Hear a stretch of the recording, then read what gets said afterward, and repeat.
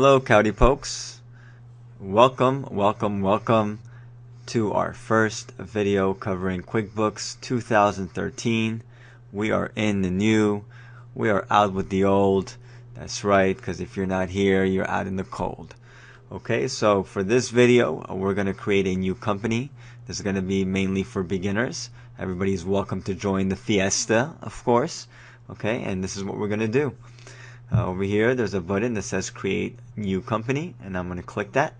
Then you get taken to the screen.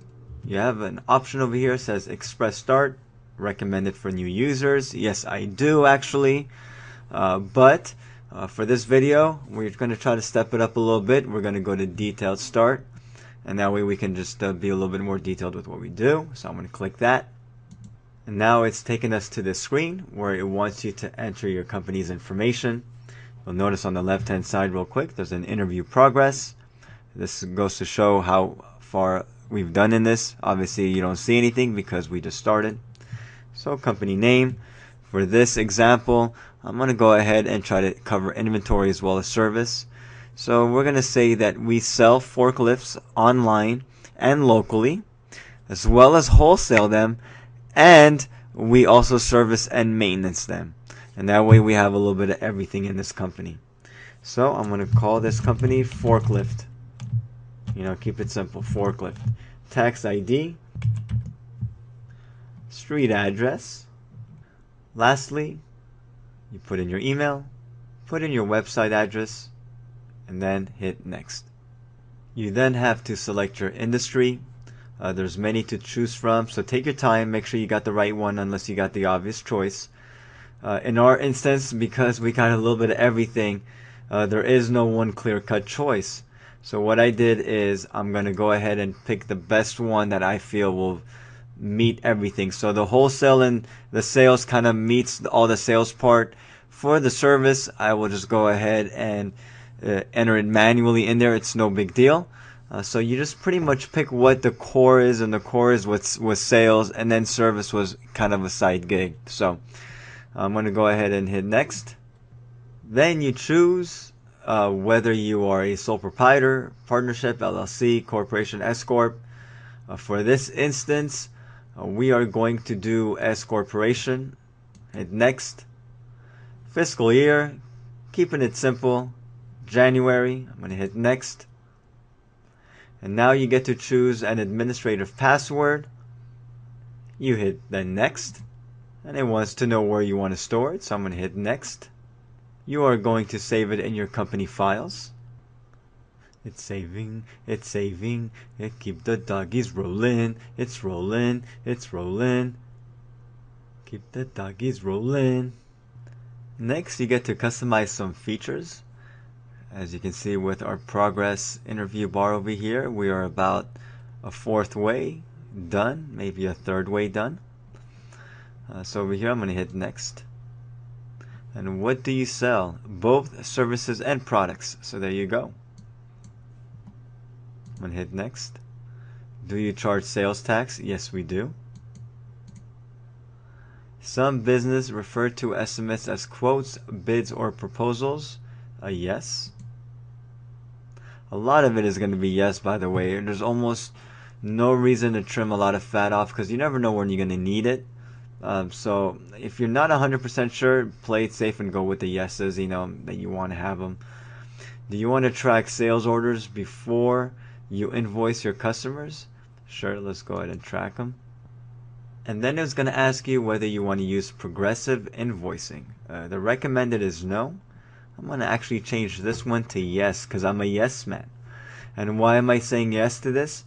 Is because it's going to let me to pay invoices partially as I go if I need it. So for example, a consultant bills at major milestones in a project. That's an example of why you'd want to use it. Here's another example. A flooring contractor bills for partial payment before a job begins, when materials are delivered, and when the job is completed. So these are milestones payments, and if you deal with a client to where you get payments at certain times for not everything, this is a good tool to use. The next one, if I want to keep track of my own bills, I'm going to hit yes. Tracking inventory. Do I want to track inventory? It says no. I'm going to make it yes. Then you're at track time. The recommended is no. I'm actually going to stick with no on this one. Yes, we finally have a no. Just for the reason of most of us will not track things on QuickBooks. If you do, then yeah, it's a good tool to have if you really need it. If you bill customers for time spent on the projects, pay hourly employees and contractors. So there's reasons why you'd want to do it. It all depends on your business, but for most of us, I would say it's probably not going to be something we use. And I'm going to click next. Do you have employees? Yes, yes, and yes. I like yeses to everything. That way we can play around with QuickBooks, and I can show different examples for different walks of life, because not everyone's going to need all these yeses. But everyone's going to need a certain different yes at certain given points, so I'm going to try to cover everything possible. Using accounts in QuickBooks, look that we're almost done. I'm going to hit next. Yes, beginning of the year. Let's make it clean. And then over here is where you get to review income and expense accounts. And it's pretty simple. If you want to go ahead and add a specific account to your chart of accounts, you just click on it, a little check mark comes up. You'll see by default that there's already preset checks in there, which is what is recommended by QuickBooks. But don't let that fool you. I still would go one at a time. And within time, as you do new things in QuickBooks, you will find yourself adding on to your chart of accounts, editing, deleting, or maybe not deleting, maybe more like making some of them inactive. Okay, so don't worry so much about it at this point. But still take a couple minutes and take a look at some of these and see what you feel would make sense for your company. Congratulations, we have victory. You've completed the easy interview. Go to setup. We then get to this screen where it tells you you've got a company file. Now add your info. And once you add your info, it's going to have a little thing here that says start working. So we have three options over here: add people, add products, and add your bank accounts.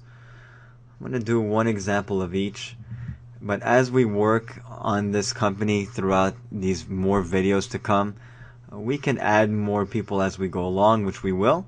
We can add more products and services as we go along, as we will. Same thing for bank accounts, credit cards, and all that good stuff. But for now, I'm just going to show you one example of each.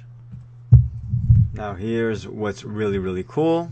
You can import from Outlook, Yahoo, or Gmail, or just paste in Excel or enter manually, which is what we're going to do. And I'm here at the screen, and I really like this. It's so user friendly. I can put a name, I can select whether it's a customer, vendor, employee. So let's just go ahead and just basically do one for each. Alright, I filled some stuff in. I did one customer over here called Warehouse Direct, company name Warehouse Direct, first name, last name, email address, phone number. I see I have a little scroll over here. Scroll to the right, address, zip, and then I'm going to scroll to the right. We have a vendor called Steel Bargain by Ed Rowe. These are all fictitious, by the way. These are not real names, addresses, emails. This is all fictitious. And I put one employee called My Puppet. That's not nice, but yes. Oh, here's a little spelling error. It's My Puppet. Imagine there's really a person out there called My Puppet. That'd be pretty cool. And there you go. So at byob.com, yes, we definitely did BYOB. And I'm going to hit continue. It's going to tell you over here, contacts are to be added 3. None of them need to be fixed. They all seem to be good. Ta-da! We did this for add people. Now let's add products and services. You will then come across 3 choices.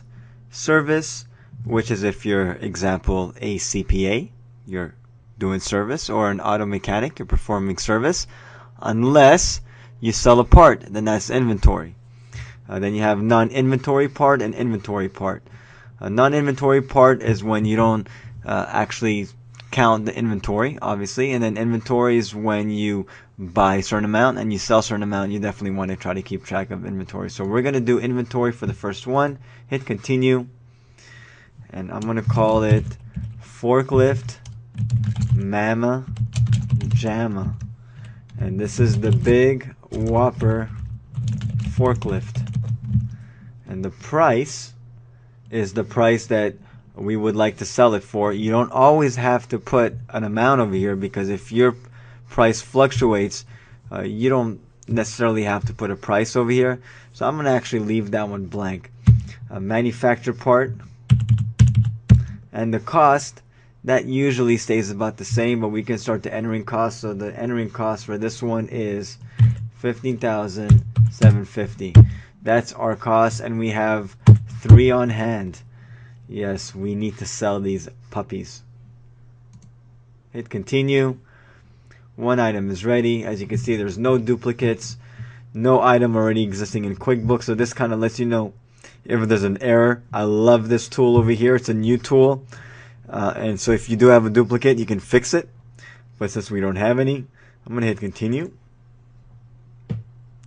And we are done with products and services. But I'm going to add one more. I'm going to make it services. And so under services, I'm going to do one called engine service. Engine service on forklifts. And the price is to be determined, as every service could be different. And then I'll do another one just so you can see I could do multiple lines. And I'm going to do over here body service. Body service on forklifts. Same thing. I'm not going to put a price, as every service could be based on its own. And I'm going to hit continue, continue. And I have my products and services. Now I'm going to add bank accounts. Right. For account name, this is where you usually type in Wells Fargo, Chase, Bank of America, whoever you bank with. So I'm going to call this my bank because I own it. Not. Account number, put in your account number, whatever that may be. Opening balance, this is going to be your opening balance as of when you're starting to record this. So the opening balance will be $15,025.50. And select an opening balance date. This is as of, and since we're going to start this January, I'm going to just pretend that this is as of December 31st of 2011. It's then going to ask you if you want to order checks, so you don't have to handwrite the checks. You can order some if you want. I'm not. I'm just going to hit continue. And we are back to this screen, and we are pretty much done. Add more, add more, add more has already been done. Start working. Is going to take you to the accounting center, and at this point we're going to end this video, and we are going to proceed with more videos to come.